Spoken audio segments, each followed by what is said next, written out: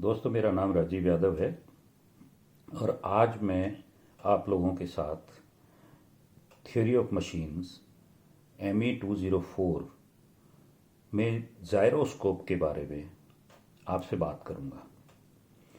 देखिए, जायरोस्कोप जो है ये एक बेसिक प्रिंसिपल है जिसके ऊपर कि कई सारी डिवाइसेस हमारी काम करती हैं और इसको समझने के लिए हमारे को थोड़ा सा जो है मोशन के बारे में एनालिसिस करके और उसको समझना पड़ता है और प्लेन्स के बारे में। देखिए, फॉर एग्जांपल मैं आपको बताऊं कि ये एक डिस्क है जो कि एंटी क्लॉकवाइज डायरेक्शन के अंदर स्पिन कर रही है या रोटेट कर रही है, हम ये कह सकते हैं। और ये OX जो है ये इसकी एक्सिस ऑफ स्पिनिंग है या एक्सिस ऑफ रोटेशन हम ये कह सकते हैं। और ये हम इस तरफ से सामने से देख रहे हैं तो ये हमारे को एंटी क्लॉकवाइज डायरेक्शन के अंदर रोटेट करती हुई दिख रही है। सपोज कीजिए कि किसी कारण से या कोई एक्सटर्नल उसमें फोर्स लगाने से इसकी जो एक्सिस है OX ये डेल्टा T टाइम के अंदर जो है डेल्टा थीटा एंगल से टर्न करके ये नई एक्सिस OX डैश बन जाती है, यानी ये डिस्क अब इस एक्सिस के ऊपर रोटेट करने लग जाती है। तो अगर हम दोनों के दोनों केसेस को कंसीडर करें तो उन केसेस के अंदर पहले तो इसकी वेलोसिटी जो एंगुलर वेलोसिटी ओमेगा थी वो OX थी, और अब मान लीजिए कि अब इसकी एंगुलर वेलोसिटी, क्योंकि देखिए डायरेक्शन भी चेंज हो गई है, तो अब जो है इसकी angular velocity omega plus delta omega करके OX डैश हो गई। अगर इस डायरेक्शन इस उसमें हम देखें तो ये जो X डैश हमारा है ये इनका जो है नेट रिजल्टेंट वेलोसिटी को रिप्रेजेंट करता है, यानी ये कितनी हो जाएगी omega plus delta omega minus omega. अगर हम इसके अंदर और टेक्निकल डिटेल्स में जाएं और इसका एनालिसिस करें कि साहब इस वेलोसिटी के दो कंपोनेंट्स हो गए, एक हॉरिजॉन्टल कंपोनेंट हो गया, एक वर्टिकल हो गया, और इन दोनों को टाइम के साथ डिफरेंशिएट करके एक्सेलरेशन निकाले जाएं और फिर उनसे जो है टोटल एंगुलर एक्सेलरेशन इस डिस्क का कैलकुलेट करें तो वो हमारे पास ये आता है d omega upon D t, a is equal to d omega upon D t plus omega dot omega p, जहां पर कि ये ओमेगा पी क्या है? ये ओमेगा पी जो है ये कहलाता है angular velocity of the precision, यानी ये जो एक्सिस आर्म हमारी जो OX, देखिए ये जो डिस्क हमारी एंटी क्लॉकवाइज डायरेक्शन में रोटेट कर रही है तो ये तो इसकी एक्सिस हो गई। अगर हम इसके मोशन को स्पिन मोशन कहते हैं हम डिस्क के मोशन को, तो ये जो एक्सिस OX एक्सिस है ये तो कहलाती है हमारी एक्सिस ऑफ स्पिन। ऑलराइट, और थोड़ी देर के बाद ये नई एक्सिस ऑफ स्पिन हो गई, लेकिन ये जो एक्सिस इस प्लेन के अंदर घूमी है, कौन से प्लेन में? एक पेपर वाला प्लेन अगर हम इसको माने एक बार, फॉर एग्जांपल इस कागज का प्लेन जो है उसको हम मानते हैं, तो ये जो मोशन इस एक्सिस का जो मोशन हुआ इस मोशन को हम प्रिसीजन मोशन कहते हैं। क्या कहते हैं? Precision motion. और ये जो प्रिसीजन मोशन है इसकी एक्सिस ऑफ प्रिसीजन जो है वो इस पेपर के परपेंडिकुलर O से पास होगी। मेरा ख्याल है ये चीज आपके समझ में आ गई होगी। अब इसको और थोड़ा सा हम टेक्निकल उसके अंदर आगे चलते हैं। हम ये 3 डायमेंशनल हमारे जो 3 एक्सिस हैं मेनली, ये हमारी OX एक्स एक्सिस हो गई, ये Y एक्सिस हो गई और ये Z एक्सिस हो गई। अब इसके अंदर क्योंकि ये डिस्क हमारी एंटी क्लॉकवाइज डायरेक्शन में रोटेट कर रही है, हम इधर से देख रहे हैं, तो ये तो वही हमारी एक्सिस ऑफ स्पिन हो गई। ये हमारी एक्सिस इधर से इधर घूमी, यानी ये मोशन हमारा जो है किस प्लेन में हो रहा है? XOZ प्लेन में। कौन से में? XOZ। अच्छा, ये जो स्पिन मोशन है ये किस में हो रहा है? क्योंकि ये इस पेपर के परपेंडिकुलर हो रहा है, तो हम ये कहते हैं कि वो कौन सा प्लेन हो गया? XOY। तो ये प्लेन जो है हमारा YOZ इसके परपेंडिकुलर, तो YOZ जो हमारा प्लेन हो गया ये प्लेन ऑफ स्पिन कहलाता है। इसी तरीके से जब ये एक्सिस यानी जो प्रिसीजन मोशन है, जो एक्सिस का मोशन है वो हमारा जा रहा है XOZ प्लेन में, यानी इस प्लेन में, तो ये प्लेन जो है हमारा प्लेन ऑफ प्रिसीजन कहलाता है।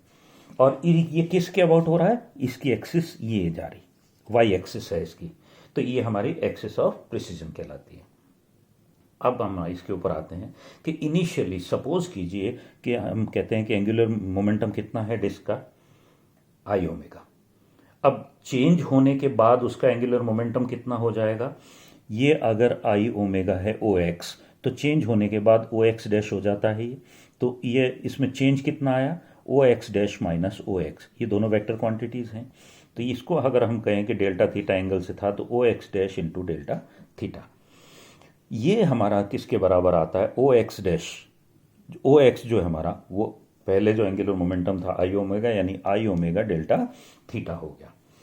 अब इस एंगुलर मोमेंटम ये कांस्टेंट तो है नहीं, इसमें कोई चेंज आ रहा है, क्योंकि डायरेक्शन का ही चेंज मान लें हम, तो वो rate of change of angular momentum जो है वो हमारा कितना हो गया, I omega into delta theta upon D T upon D T, या this rate of change of momentum जो है। देखिए, हम एक छोटी सी बात ही कहते हैं कि जब हम लीनियर मोशन की बात करते हैं, तो Newton second law of motion हमारे को ये कहता है कि चेंज इन लीनियर मोमेंटम जो है, मोमेंटम क्या होता है, मास इनटू वेलोसिटी, तो चेंज इन लीनियर मोमेंटम जो है हमारा वो फोर्स के बराबर होता है।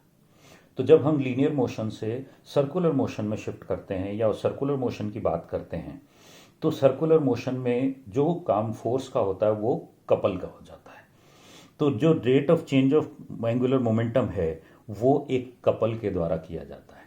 वो किस कारण से हो रहा है, ये rate of change of momentum, एक कपल एक्ट कर रहा है वहां पर, और वो कपल कितना है हमारा, वो लिमिट अप्लाई करके, और हमारा वही आता है I omega delta theta upon delta D T upon D T is equal to I omega into omega P.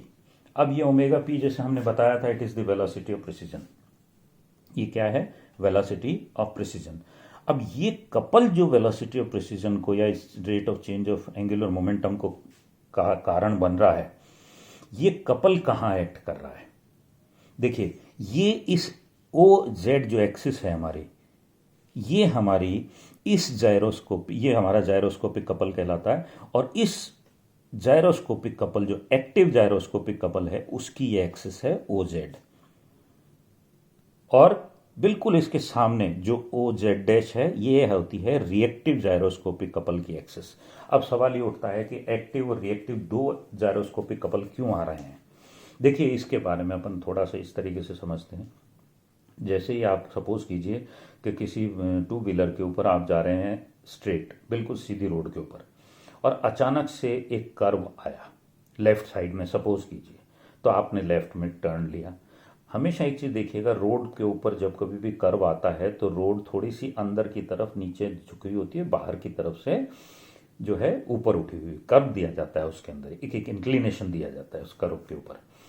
तो वो इंक्लिनेशन जैसे ही होता है वो किस कारण से आता है कि उसमें एक एक्टिव फोर्स एक्ट करता है जिसको हम सेंट्रीपिटल फोर्स कहते हैं, जो अंदर की तरफ सेंटर की तरफ आता है। कर्व अगर लेफ्ट में घूम रहा है तो वो सेंटर की तरफ आता है, और बिल्कुल उसी के ऑपोजिट जो है एक रिएक्टिव फोर्स आता है जिसको हम सेंट्रीफ्यूगल फोर्स कहते हैं, इक्वल एंड ऑपोजिट। तो इसी तरीके से जब एक्टिव जायरोस्कोपिक कपल हमारा यहाँ एक्ट कर रहा है तो रिएक्टिव जायरोस्कोपिक कपल भी यहाँ पर एक्ट करेगा। जब हम इस तरीके से देखें कि ये ओ एक्स हमारा ये है और ओ एक्स डैश की डायरेक्शन ये रही, तो ये जो एरो है हमारा यानी एक्स एक्स डैश, ये तो हमारा एक्टिव जायरोस्कोपिक कपल हो की डायरेक्शन हो गई, और एक्स डैश एक्स जो है हमारी रिएक्टिव जायरोस्कोपिक कपल की डायरेक्शन हो गई। देखिए, अब यहां पर हमने एक चीज देखी कि ये जो कपल एक इस प्रिसीजन मोशन को पैदा कर रहा है, यानी जो प्रिसीजन मोशन हो रहा है ये किस वजह से हो रहा है, इस जायरोस्कोपिक कपल एक्शन में आ रहा है, इसकी वजह से हो रहा है, हम लगा रहे हैं। अगर ये सपोज प्रिसीजन मोशन यानी एक्सिस का जो रोटेशन है प्रिसीजन प्लेन में, प्लेन ऑफ प्रिसीजन में, वो अगर अपने आप हो रहा हो किसी सिस्टम के थ्रू, तो रिएक्टिव जायरोस्कोपिक कपल एक्शन में आएगा, और अगर ये हम कर रहे हैं तो हमारा एक्टिव जायरोस्कोपिक कपल एक्शन में आएगा। जैसे फॉर एग्जांपल इसको समझने के लिए बेस्ट सूटेबल जो हमारे एग्जांपल होते हैं वो होता है एक तो एरोप्लेन्स और दूसरे शिप जो कि हमारे समुद्र के अंदर चलते हैं। देखिए, एरोप्लेन में जब पायलट सीधा जा रहा है, अब अगर उसको लेफ्ट टर्न लेना होता है तो क्या होता है, लेफ्ट उसको टर्न लेना होता है तो वो उस पे एक जो उसके इंजन का जो है वो तो एक्सपिन मोशन में आ गए, और जो प्लेन की डायरेक्शन जब चेंज हो रही है वो हो गया प्रिसीजन मोशन। अब वो उसको जैसे ही अपने हैंडल से वो करता है, यानी वो कपल इंट्रोड्यूस कर रहा है, एक्शन में ला रहा है, और वो जो है आपका जायरोस्कोपिक कपल, वो हमारा ये हो गया, लेफ्ट टर्न लेना है तो। और अगर राइट लेना हो तो वो इस तरीके से आ जाता है। ये तो पायलट कर रहा है तो ये एक्टिव जायरोस्कोपिक कपल होंगे। लेकिन अगर वो अपने आप आ रहे हैं, सपोज आपने क्या किया, प्लेन को टिल्ट कर दिया, टिल्ट करने की वजह से अपने आप जो है, आपने देखा होगा पायलट कई बार सीधे चलते चलते प्लेन को थोड़ा सा घुमा ले, एक तरफ के विंग्स को ऊपर उठा देता है, वो घुमा ऊपर उठाते ही वो उसके अंदर अपने आप एक एक्शन में आ जाता है कपल, और वो जायरोस्कोपिक कपल हमारा रिएक्टिव जायरोस्कोपिक कपल। तो ये जो है हमारे, इसी तरीके से ये चीज़ हमारे काम में आती है शिप में भी, जब ये काम होता है, जब मोशन इस तरीके से चलता है, तो शिप के आपके जो इम्पेलर्स होते हैं वो स्पिन मोशन में होते हैं, और उसकी डायरेक्शन जो होती है उसको जो घुमाया जाता है, उसके मोशन की को, उसकी एक्सिस ऑफ डायरेक्शन को, वो प्रिसीजन मोशन हो जाता है। और इस वजह से जब घुमाने में हम कपल जो इंट्रोड्यूस करते हैं या जो कपल अप्लाई करते हैं, वो हमारा जायरोस्कोपिक कपल कहलाता है। तो आज मेरा ख्याल है आपको जायरोस्कोपिक कपल के बारे में थोड़ा बहुत समझ में आया होगा। Thank you.